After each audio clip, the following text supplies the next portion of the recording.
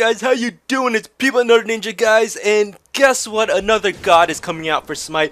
They're on a pretty good schedule. They're releasing a new god every 2 weeks, so this means that when they release 30 gods, they're probably going to make the game go live. It's technically live right now, but you do have beta keys still, but I mean anybody can get a beta key. They are unlimited. So guys, if you want a beta key, please write down in comments below. But guys, this is a Bacchus preview, what I think of him, what I think he is going to do. So I think, well, what they have intended for him right now is he's going to be a magical melee tank. And so we don't have enough of those, you know. We only have Ymir, Ares, Guan Yu, Sobek, and I think is that 5? Yep, that is 5. And so Bacchus makes the 6th magical melee tank. And this means that there are only 2 physical tanks. So I don't know what Hi-Rez is doing, but it is up to them to do whatever they want and to make whatever tanks they want. And so you can see Bacchus right there. That is pretty cool. He's got his big wine barrel. And what I've heard so far is comparisons between Gragas and from League of Legends and Bacchus in this game. And I guess they're probably based on similarly, because if you guys have a drunk guy on screen, oh, look at those ladies running away from Gragas. That is probably his victory screen right there. Or is that his defeat screen? I do not know. But look at that big turkey leg and that big jug. And guys, we're going to pause it right here after the first skill. And so guys, this is really cool for Gragas. I mean, not Gragas, Bacchus. So Bacchus has a passive drunkometer. So you have a skill that allows you to fill up this passive drunkometer. And as you fill it up, you gain more power and less magical damage, and so that is really cool. I do like that, as you do have to keep tabs on, I guess, your drunkenness. I think that's really funny. I imagine a lot of college people playing, oh, he pours the wine on his chicken leg and eats it like that. That is a boss skill right there. And so, yep, this is his first ability, guys, Chug. And so what he does with Chug is he drinks and gives him some drunkenness and giving him a physical buff. So he's actually going to be very strong physically. And wait until after I explain all the skills how powerful he is going to be.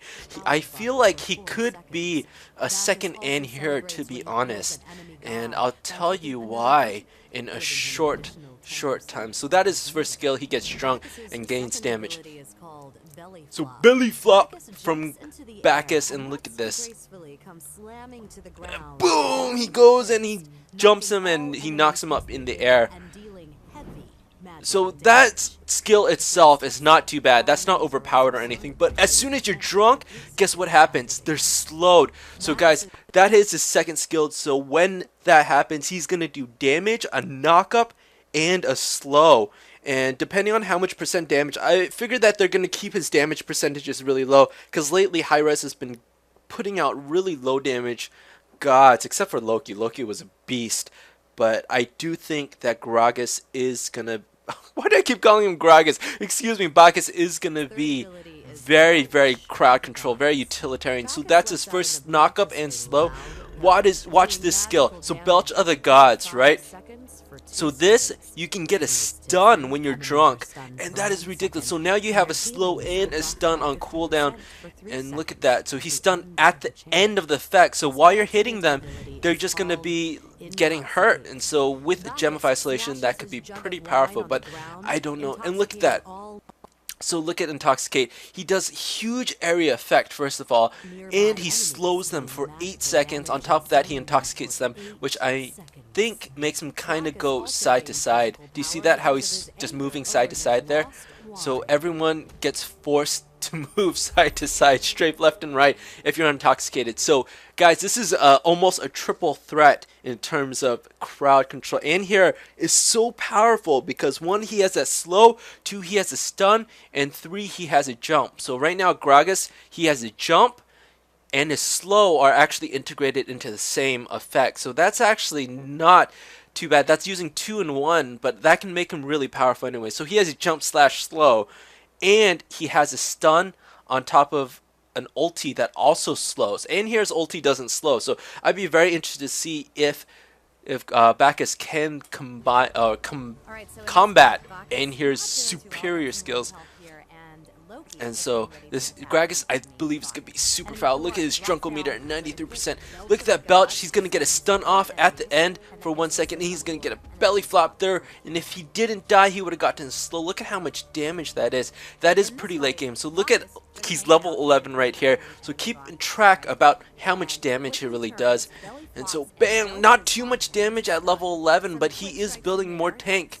And he's still doing quite a bit of damage for that, and Loki just cleans up everything. And look how much damage he does there. So he does about a quarter of Ra's health, and he's doing a lot. And he's gonna do a belch. Look at how much the belch that does. It does more than a quarter of his damage. So he can be very strong, especially if you build him maybe physical damage on top, because he doesn't really benefit from having too much magical. Maybe his skills do. Oh, we are getting some frame loss there.